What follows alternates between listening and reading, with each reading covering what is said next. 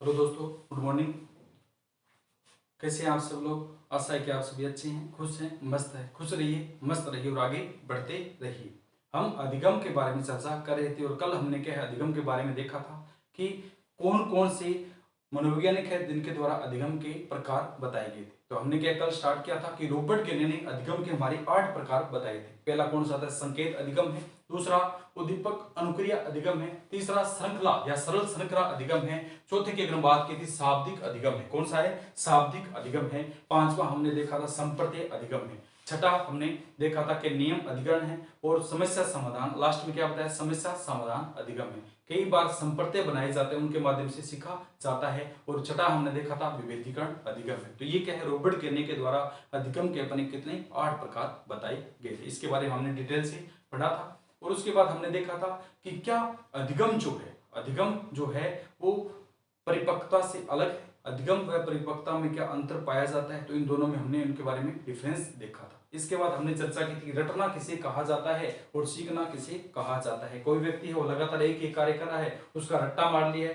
तो कोई बात उसे पूछता है तो वो उसका तुरंत उसका उत्तर दे देता है। दूसरा व्यक्ति है जब अर्थपूर्ण सीख कर किसी बात के बारे में सोच समझ कर उत्तर देता है तो इसे क्या कहा जाता है? सीखना कहा जाता है। इसे क्या कहा जाता है? सीखने के नाम से जानते हैं। तो यहां तक हमने क्या कल चर्चा की थी। अब हम आगे चलते हैं। विभिन्न प्रकार के जो मनोवैज्ञानिक थे उनके द्वारा क्या सिद्धांत दिए गए थे, इसके कौन कौन से सिद्धांत है उनके बारे में देखेंगे। इससे पहले क्या एक प्रश्न और पूछ लिया जाता है कि व्यवहारवादी मनोवैज्ञानिक कौन थे, संज्ञानवादी कौन कौन से मनोवैज्ञानिक है और संरचनावादी मनोवैज्ञानिक कौन कौन से। थोड़ा सा इसमें देख लेते हैं। तो कई मनोवैज्ञानिक है जो केवल और केवल क्या है? व्यवहार में विश्वास रखते हैं।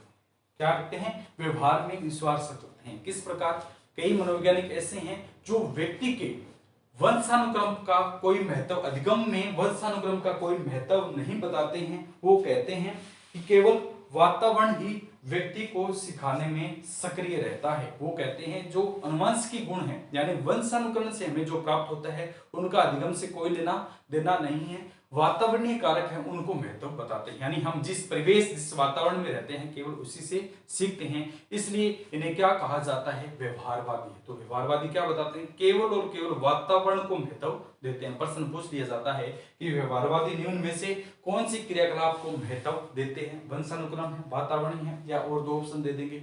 तो ये केवल और केवल क्या वातावरण के पक्ष में होते हैं और वातावरण के अनुरूप क्या है मानते हैं कि व्यक्ति क्या है वातावरण से ही सीखता है। इन्हें क्या कहा जाता है? व्यवहारवादी के नाम से जानते हैं। जो ये व्यवहारवादी होते हैं ये वस्तुनिष्ठ तरीके से, प्रश्न फिर आता है कि व्यवहारवादी किस तरीके से व्यवहार में परिवर्तन करते हैं, व्यवहार से कला को निपुण बनाते हैं। तो व्यवहारवादी जो होते हैं वस्तुनिष्ठ तरीके से हैं। व्यवहारवादी किस तरीके से हैं? व्यवहारवादी वस्तुनिष्ठ तरीके से व्यवहार का अध्ययन करते हैं। किस प्रकार से हैं? वस्तुनिष्ठ तरीके से व्यवहार का अध्ययन करते हैं। और फिर पूछ लिया जाता है कि कौन कौन से मनोवैज्ञानिक है वो व्यवहारवादी, कौन से मनोवैज्ञानिक है उनको व्यवहारवादी की श्रेणी में रखा जाएगा। तो इनके अगर हम बात करते हैं वाटसन, थॉर्नडाइक है, पावलोव है, स्किनर है। वाटसन, थॉर्नडाइक, पावलोव, स्किनर है। सबके बारे में हमने पढ़ा है पीछे, फिर पढ़ेंगे। वाटसन, थॉर्नडाइक, पावलोव और कौन से आते हैं? स्किनर है। ये हमारे जो मनोवैज्ञानिक है ये कौन से आते हैं? व्यवहारवादी है। केवल और केवल वातावरणीय कारकों में विश्वास रखते हैं कि व्यक्ति वातावरण से सीखता है। तो व्यवहारवादी क्या है? जो अनुवांशिकी या वंशावरणीय कारकों को गुप्त बताते हैं, गौण बताते हैं, और जो हमारे वातावरणीय कारक है उनको प्रमुख बताते हैं। इन्हें व्यवहारवादी कहा जाता है। और व्यवहारवादी वस्तुनिष्ठ तरीके से मानव के व्यवहार का अध्ययन करते हैं। और व्यवहारवादी जो मनोविज्ञान है वाटसन है, स्किनर है, थॉर्नडाइक है। वाटसन, स्किनर है, थॉर्नडाइक है, पावलोव है और हल जो है ये हमारे क्या है? व्यवहारवादी मनोविज्ञान है। ये क्वेश्चन पूछा जाता है व्यवहारवादी कौन है, किसमें विश्वास रखते हैं, कौन कौन से प्रमुख मनोवैज्ञानिक होते हैं। तो पहले कौन से आते हैं? व्यवहारवादी है। दूसरे मनोवैज्ञानिकों की बात करते हैं तो दूसरे कौन से आते हैं अपने? संज्ञानवाद। कौन से होते हैं? संज्ञानवादी होते हैं। कौन सा होता है? दूसरे जो मनोवैज्ञानिक होते हैं वो क्या बात करते हैं? संज्ञानवाद है। ठीक है, संज्ञानवादी किस में विश्वास करते हैं और संज्ञानवादी किस प्रकार की बात बताते हैं? संज्ञानवादी की अगर बात करते हैं तो ये कहते हैं कि बालक जैसे जैसे बड़ा होता है, बालक क्या है जैसे जैसे बड़ा होता जाता है वह छोटी मोटी समस्याओं का समाधान तो इसे ही कर देता है। बालक जैसे जैसे बड़ा होता जाता है वो कुछ ऐसी समस्याएं जो होती है, छोटी छोटी जो समस्याएं होती है उनको ऐसे ही हल कर लेता है। उनको किस प्रकार है, सामान्य तरीके से हल कर लेता है। तो संज्ञानवादी क्या मानते हैं कि छोटे बालक जो होते हैं वो समस्याओं को कठिन मानते हैं, लेकिन जैसे बालक बड़ा होता जाता है वो क्या समस्या को आसानी से कर लेता है, समस्या को बिल्कुल इजी तरीके से क्या है दूर कर देता है। कोई समस्या जो आती है उसको क्या है जैसे जैसे बड़ा होता जाता है उसमें दिमाग परिपक्व होता जाता है, दिमाग जो बढ़ता जाता है और उसके अनुरूप क्या छोटी छोटी समस्याएं हैं और उसके जीवन की जो सामान्य समस्या उनको दूर करता है। संज्ञानवादी कौन कौन से हैं, कोफ का है, मैक्स वर्दिमर है, कोहलर है।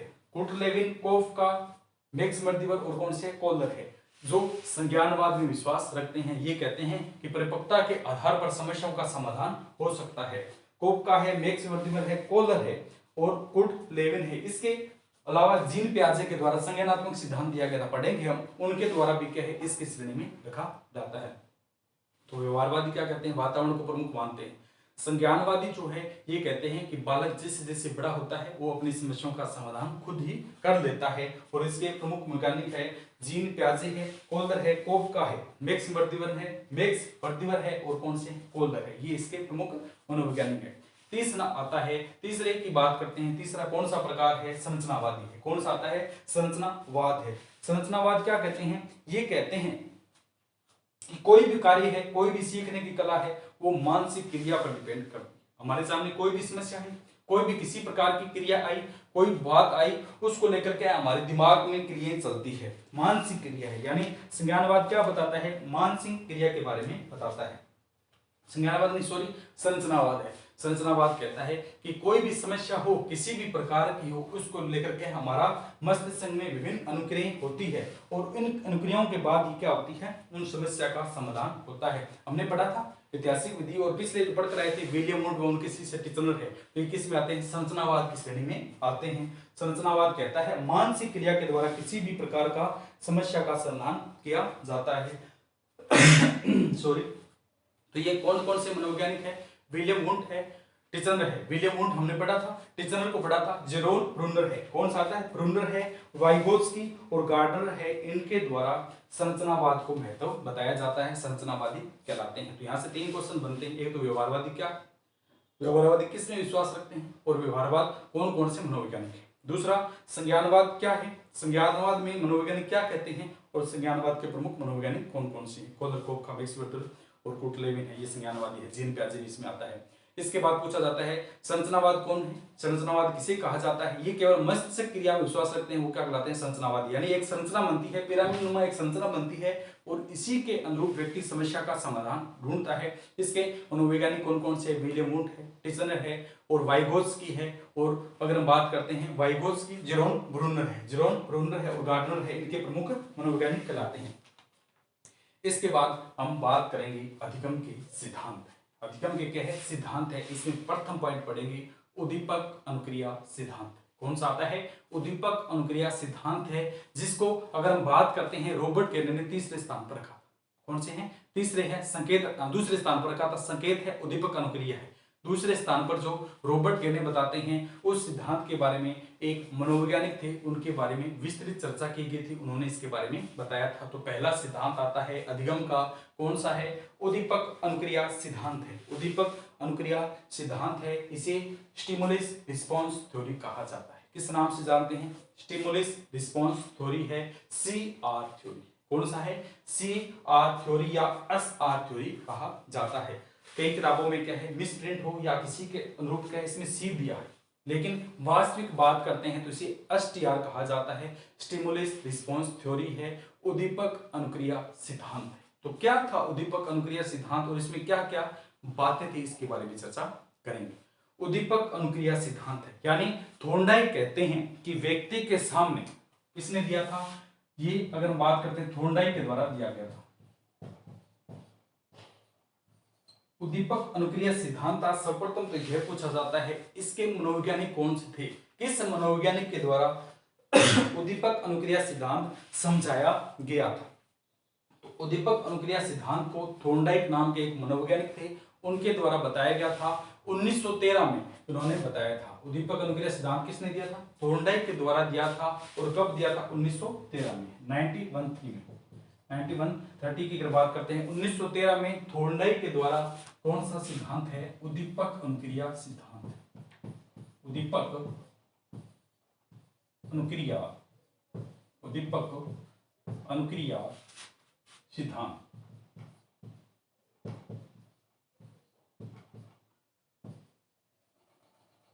स्टिमुलस रिस्पांस थ्योरी है। कौन सी है? स्टिमुलस रिस्पांस थ्योरी है।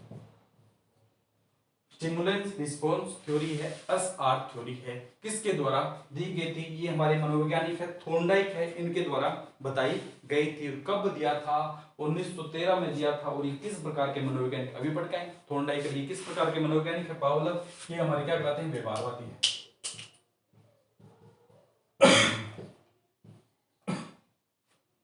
उद्दीपक अनुक्रिया सिद्धांत थॉर्नडाइक के द्वारा दिया गया था, 1913 में दिया था। और ये किस प्रकार का है? व्यवहारवादी मनोवैज्ञानिक है। और कहाँ के रहने वाले हैं? ये हमारी अमेरिका के हैं। कहाँ के हैं? अमेरिका के रहने वाले हैं। उद्दीपक अनुक्रिया सिद्धांत थॉर्नडाइक के द्वारा 1913 में दिया गया था। और यह अमेरिका के निवासी थे। इन्होंने व्यवहारवाद के आधार पर इस सिद्धांत का प्रतिपादन किया। कौन से हैं? व्यवहारवाद के सिद्धांत के आधार पर हमारा यह सिद्धांत दिया था। इसे उद्दीपक अनुक्रिया सिद्धांत है या स्टिमुलस रिस्पांस थ्योरी कहा जाता है। तो इनके बारे में बताया था। हमने चर्चा की थी व्यवहारवादी कौन कौन सी, इसलिए देखा है क्योंकि यहाँ से क्वेश्चन पुट अप होते हैं, पूछा जाता है निम्न में से कौन से मनोवैज्ञानिक व्यवहारवादी है। तो हम जैसे जैसे इनको पढ़ते जाएंगे तो आपको समझ में आएगा कि ये व्यवहारवादी है। तो ये क्या कहते हैं? थॉर्नडाइक कहते हैं केवल जो व्यक्ति होता है, व्यक्ति जो होता है उसके ऊपर वंशानुक्रम का यानी अनुवांशिका का कोई प्रभाव नहीं है। अनुवांशिकी के आधार पर वो नहीं सीखेगा, वो केवल जिस वातावरण में रहता है उसके अनुरूप सीखेगा। तो व्यवहारवादियों का मुख्य पॉइंट क्या था कि व्यक्ति जो है वो वातावरण में जिस माहौल में रहता है उसी के माध्यम से सीखता है। तो व्यवहारवादी वातावरणीय कारक को प्रमुख मानते हैं। अभी हमने पढ़ा चर्चा की थी, इसमें वंशानुक्रम का कोई लेना देना नहीं है। तो हम पहला पॉइंट पढ़ते हैं। उद्दीपक अनुक्रिया सिद्धांत है, स्टिमुलस रिस्पांस थ्योरी है, जिसके प्रवर्तक थॉर्नडाइक है। जिसके प्रवर्तक क्या है? थॉर्नडाइक है। और इनके द्वारा 1913 में यह सिद्धांत दिया था। और ये कौन से? अमेरिका के रहने वाले थे। और कौन से हैं? व्यवहारवादी। ये कौन से हैं? व्यवहारवादी है। तो इसके हम देखेंगे कि क्या सिद्धांत था। तो थॉर्नडाइक है, इन्होंने क्या है? एक भूखी बिल्ली ली। इन्होंने क्या है? एक बिल्ली ली थी। वो क्या थी? बिल्कुल भूखी थी। बिल्ली को, भूखी बिल्ली थी, उसे भूख लगी थी। उस बिल्ली को इनके द्वारा एक पिंजरे में बंद कर दिया। एक पिंजरा था, इसमें देख लेते हैं। ये क्या है? भूखी बिल्ली है। कोई एक बिल्ली थी, वो क्या थी? बिल्कुल भूखी थी। उसको क्या है? पिंजरे में बंद कर दिया। पिंजरे में बंद कर दिया। और बाहर क्या है? एक मांस का टुकड़ा रख दिया। बाहर मांस का टुकड़ा रख दिया। जैसे सपोज करते हैं ये हमारा पिंजरा है। ये क्या है? पिंजरा है। जैसे सलाखें इसमें बनी हुई है, इस प्रकार ये पिंजरा है। और पिंजरे में क्या है? यहां कोई बिल्ली बैठी है। ये इस प्रकार बिल्ली बैठी है। ये दिखाई नहीं दे रहा आपको? तो थॉर्नडाइक थे, ये क्या है? एक पिंजरे का प्रयोग करते हैं। एक पिंजरे का प्रयोग करते हैं। और पिंजरे में क्या है? एक बिल्ली है, उसको बंद कर दिया जाता है। ये हमारी बिल्ली बैठी, ठीक है? ये बिल्ली बैठी है। और इधर क्या रख दिया? मांस का टुकड़ा है। ये बाहर क्या है? एक मांस का छोटा सा टुकड़ा रख दिया।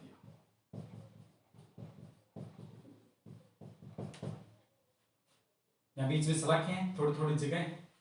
तो भूखी बिल्ली को थॉर्नडाइक के द्वारा सन 1913 में एक प्रयोग किया गया था, जिसमें भूखी बिल्ली ली थी और भूखी बिल्ली को एक पिंजरे में रखा था। और पिंजरे को बाहर से बंद कर दिया गया था। और पिंजरे के बाहर सलाखें जो होती हैं वहां से दिखाई देता है, बाहर एक छोटा सा मांस का टुकड़ा रख दिया। बाहर मांस का जैसे ही टुकड़ा रखते हैं तो बिल्ली को भूख लगी थी। बिल्ली क्या है? उस मांस के टुकड़े को देखकर पंजे से विभिन्न प्रकार की अनुक्रियाएं करती है। पंजे को कभी इधर डाले, कभी इधर डालेगी। क्यों? उसके पास वो मांस का टुकड़ा किसी प्रकार से आ जाए। भूख लगी है तो अपने भी भूख लगती है, तो कोई भी चीज मिल जाए उसको खाने की कोशिश करते हैं। बिल्ली को भूख लगी थी तो बिल्ली क्या है? इस मांस के टुकड़े के ऊपर झपटी मारती है। मांस के टुकड़े के ऊपर क्या है? झपटी मारती है। इसलिए कई बार ये एक प्रक्रिया करती है, लेकिन उसे पहले प्रयास में मांस का टुकड़ा हाथ नहीं आता है, दूसरे प्रयास में फिर झपटा मारती है, उसे हाथ नहीं आता है, तीसरे प्रयास में फिर है, ऐसे लगातार कई प्रकार प्रयास करती है, लगातार प्रयास करती जाती है। एक बार में उसका पंजा के मांस के टुकड़े के ऊपर लपेट लिया जाता है और उस मांस के टुकड़े को अंदर ले आती है और खा जाती है, उसकी भूख शांत होती है।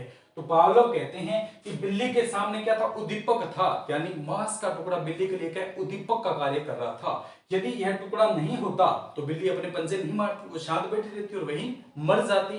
तो थोर्नडाइक कहते हैं कि यदि हमारे सामने उद्दीपक है तो हम क्या करेंगे, अनुक्रिया करेंगे। जिस प्रकार बिल्ली ने मांस के टुकड़े को देखकर क्रिया की थी, अनुक्रिया की थी, और उसे अंत में मांस का टुकड़ा हाथ में लगा और वह क्या जी पाई, उसको खाकर के उसकी जो भूख है शांत हुई और वो क्या अपना जीवन यापन कर पाई।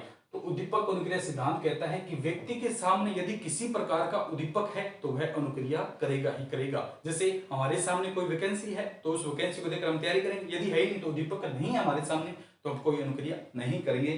तो थोर्नडाइक 1913 में यह बताते हैं कि व्यक्ति के सामने यदि किसी प्रकार का कोई उद्दीपक होगा तो वह उसे देखकर जरूर कार्य करेगा, और उसमें एक नहीं, दो नहीं, चार नहीं, छह नहीं, 10 बार लगातार अगर वह प्रयत्न करेगा तो अंत में एक ऐसा समय आएगा कि वह सफल हो जाएगा, यानी उसकी अनुक्रिया है वो सक्षम होगी।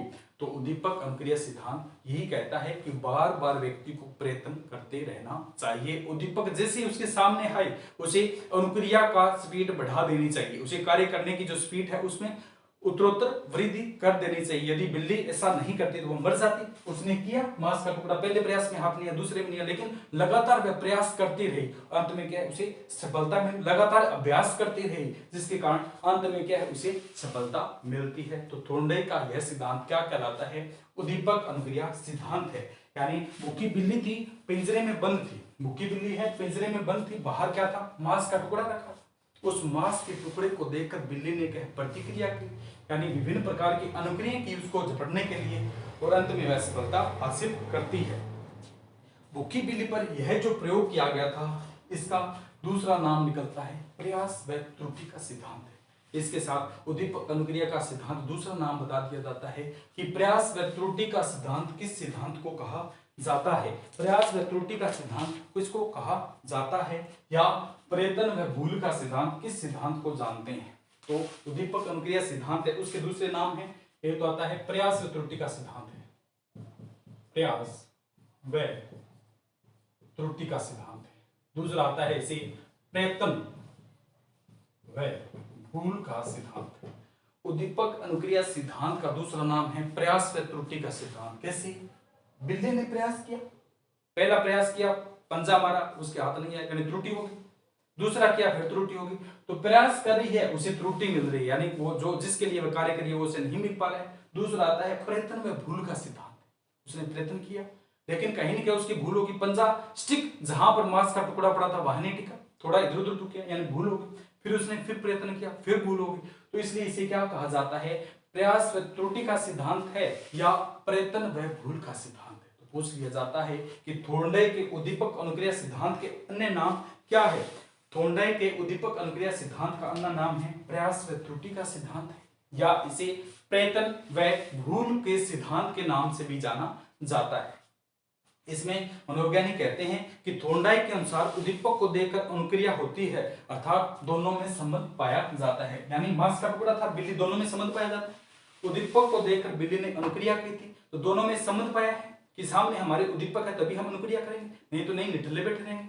बिल्ली के सामने अगर मांस का टुकड़ा नहीं होता तो क्या हुआ, झपटती बाहर, क्यों झपटती खाली टाइम में, ठीक है, उसके पंजे में चोट लग जाती, निठल्ली बैठी रहती। जैसे उसे मांस का टुकड़ा दिखा तो बिल्ली ने अनुक्रिया की। तो थोर्नडाइक कहते हैं उद्दीपक को देखकर अनुक्रिया की जाती है और इन दोनों में संबंध पाया जाता है, अर्थात इस सिद्धांत का अन्य नाम निकलता है संबंध का सिद्धांत या बंधन का सिद्धांत। संबंधवाद का सिद्धांत, प्रयत्न व भूल का सिद्धांत है, प्रयास व त्रुटि का सिद्धांत है। ये किसके अन्य नाम हैं, उद्दीपक अनुक्रिया सिद्धांत के अन्य नाम हैं। इस सिद्धांत को संबंधवाद या संयोजनवाद के नाम से भी जाना जाता है। तो इसमें लिख देते हैं, प्रयास व त्रुटि का सिद्धांत है, प्रयत्न व भूल का है, संबंधवाद है, संबंधवाद, बंधन या संयोजन है, संबंधवाद, बंधन या शोषण का सिद्धांत है। उद्दीपक अनुक्रिया के सिद्धांत को कहा जाता है 1913 में थोर्नडाइक के द्वारा अमेरिका के रहने वाले थे एक भूखी बिल्ली पर इनके द्वारा प्रयोग किया गया था। भूखी बिल्ली को पिंजरे में बंद कर दिया था और भूखी बिल्ली ने क्या है पिंजरे में बंद करने के बाद बाहर मांस का टुकड़ा जैसे ही देखा उसके ऊपर वह क्या झपटा मारने लगी और लगातार झपटा मारने के कारण अंत में क्या है उसे वह मांस का टुकड़ा मिल गया और उसकी क्या है भूख शांत हो गई। इसलिए उद्दीपक अनुक्रिया सिद्धांत कहलाया था। और इसके अन्य नाम है प्रयास त्रुटि का सिद्धांत है, प्रयत्न व भूल का सिद्धांत है, संबंधवाद, सृजनवाद या बंधन का सिद्धांत है। यहाँ से एक क्वेश्चन पूछा जाता है कि उद्दीपक अनुक्रिया सिद्धांत किसे कहा जाता है। उद्दीपक अनुक्रिया सिद्धांत किस प्रकार कार्य करता है, किस प्रकार कोई उद्दीपक को देकर अनुक्रिया करता है या अनुक्रिया के बाद उद्दीपक होता है। तो ये कौन सा है, उद्दीपक अनुक्रिया सिद्धांत है। इसके अगर हम की बात करते हैं कि मुख्य नियम इसमें क्या क्या है, इसके मुख्य नियम और क्या है गौण नियम है। अब दो नियम आए, जिसने साइकोलॉजी पढ़ रखी है उनके भी समझ में आ रहा होगा, जिन्होंने नहीं पढ़ी है तो उनके तो समझ में नहीं आया क्या चक्कर क्या है, क्या भूखी बिल्ली है, क्या पिंजरा है। ठीक है, तो जिसने समझ रखी है, जिसको नॉलेज है उन्हीं के समझ में आएगा। बाकी के लिए क्या अर्थ निहित है, अर्थ इसका कोई मतलब नहीं रखता है। तो अब इसके आते हैं मुख्य नियम है। मुख्य नियम से क्वेश्चन पूछे जाते हैं तो एक तो आता है तत्परता का नियम। मुख्य नियम में कौन कौन से आते हैं, उद्दीपक अनुक्रिया के सिद्धांत में थोर्नडाइक के द्वारा मुख्य नियम क्या क्या बताए। तो पहला आता है तत्परता का नियम है, यानी व्यक्ति को किसी भी कार्य को करने के लिए तत्पर रहना चाहिए, तत्पर रहना चाहिए तभी वह कार्य कर पाएगा। दूसरा आता है अभ्यास का नियम, तीसरा आता है परिणाम व प्रभाव का नियम। तत्परता का नियम, अभ्यास का नियम है, परिणाम व प्रभाव का नियम। परिणाम और कौन सा आता है, प्रभाव का नियम है। तो उद्दीपक अनुक्रिया सिद्धांत के मुख्य कौन कौन से नियम हैं। तत्परता का नियम है। तत्परता का नियम क्या कहता है, तो इसको थोड़ा सा एक बार देख लेते। मुख्य विश्लेषण में उद्दीपक अनुक्रिया सिद्धांत है, यानी व्यक्ति जब तक कार्य नहीं करता है, जब तक उसके सामने किसी भी प्रकार का उद्दीपक न हो, जब उसके सामने कोई उद्दीपक होता है तो वह कार्य करता है। और उसमें एक समय ऐसा आता है जब वह उसके बारे में सीख जाता है और निपुण हो जाता है, उसमें उसे सफलता मिलती है। तो उद्दीपक अनुक्रिया सिद्धांत के मुख्य नियम क्या क्या है, चलिए बात करते हैं मुख्य नियम के। कौन से क्या है मुख्य नियम, इसके हैं अपने उद्दीपक अनुक्रिया सिद्धांत के मुख्य नियम कौन कौन से। पहला आता है तत्परता का नियम। तत्परता, कौन सी परता, तत्परता का नियम। उद्दीपक अनुक्रिया सिद्धांत के मुख्य नियमों में प्रथम आता है अपना तत्परता का नियम है, यानी किसी भी कार्य को करने के लिए व्यक्ति को तत्पर रहना चाहिए। तत्पर क्या है, रहना चाहिए। जैसे एक घोड़ा है, एक घोड़ा है, सामान्य सा उदाहरण, सारी साइकोलॉजी पढ़ाते वही उदाहरण लेते हैं। एक घोड़ा है, उस घोड़े को प्यास लगी, उस घोड़े को प्यास लगी है तो हम उस घोड़े को, हम क्या है उस घोड़े को तालाब के पास तो ले जाएंगे। एक घोड़ा है, घोड़े को हमें लग रहा है कि उसे प्यास लगी है, जैसे ही हमें लगता है प्यास लगी उसे खोलकर एक जोहड़ के या तालाब के पास ले जाया जाता है और उसे पानी पीने के लिए खड़ा कर दिया जाता है। तो जब तक वह अंदर से तत्पर नहीं होगा कि मैं पानी पीना चाहता हूं, हम उसे पानी नहीं पिला सकते, चाहे कुछ भी कर ले, गिलास ले, लोटा ले, जग ले, किसी प्रकार का आप ले सकते हैं, हाथ में ले, उसे पिलाने की कोशिश करें। जब तक अंदर से वह तत्पर नहीं है कि मैं इस कार्य को करूंगा, तब तक आप उसको वह कार्य नहीं करवा सकते। तो उद्दीपक अनुक्रिया सिद्धांत यह कहता है कि तत्परता का नियम है, व्यक्ति को स्वयं को तत्पर होना पड़ेगा तभी वह कार्य कर पाएगा, अन्यथा वह कार्य नहीं कर पाएगा। घोड़े को एक तालाब के पास तो ले जाया जा सकता है, लेकिन उसे पानी पीने के लिए बाध्य नहीं कर सकते कि तू पानी पी। ऊंट होता है, उसको प्यास लगी है तो पानी पिएगा, नहीं तो नहीं पिएगा, चाहे कुछ भी कर ले। तो तत्परता का नियम यह कहता है कि घोड़े को तालाब के पास ले जाया जा सकता है, लेकिन उसे पानी पीने के लिए बाध्य नहीं कर सकते हैं। एक व्यक्ति है, उसे गाड़ी चलाने के लिए हम कह सकते हैं, लेकिन उसे सिखा नहीं सकते जब तक वह अंदर से तत्पर नहीं है कि मैं गाड़ी सीखूंगा। तो तत्परता का नियम यह कहता है कि व्यक्ति को स्वयं को तत्पर होना पड़ता है तभी वह सीखता है। भूखी बिल्ली थी, उसको किसने कहा था कि तू बाहर पंजा मार, क्यों, उसे पता था मर जाएगी नहीं तो जब तक वह कार्य नहीं करेगी तो मर जाएगी। उसके सामने उद्दीपक था, वो उसने क्या तत्पर होकर उस जो बाहर मांस का टुकड़ा था उसके ऊपर झपटी थी, खुद स्वयं तत्पर हुई थी और उसके ऊपर झपटी थी, और उसके अंत में क्या उसके मांस का टुकड़ा हाथ आ गया था। तो तत्परता का नियम कहता है कि व्यक्ति जब तक स्वयं न चाहे तब तक बाहरी व्यक्ति कोई किसी प्रकार का उसका सहयोग है वो नहीं कर सकता है। उद्दीपक अनुक्रिया सिद्धांत का प्रथम मुख्य नियम है तत्परता का सिद्धांत है। दूसरा आता है अभ्यास का नियम है। तत्परता का नियम है, दूसरा क्या अभ्यास का नियम, अभ्यास का नियम।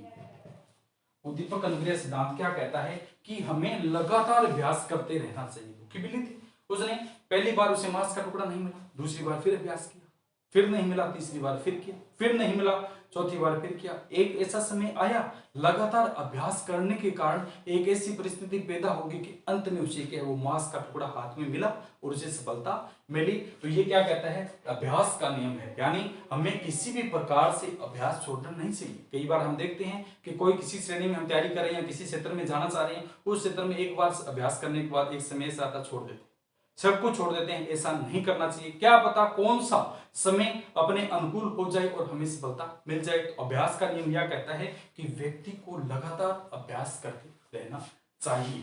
तत्परता का नियम क्या कहता है व्यक्ति को तत्पर रहना चाहिए। तो उद्दीपक अनुक्रिया सिद्धांत का दूसरा मुख्य नियम है अभ्यास का नियम है।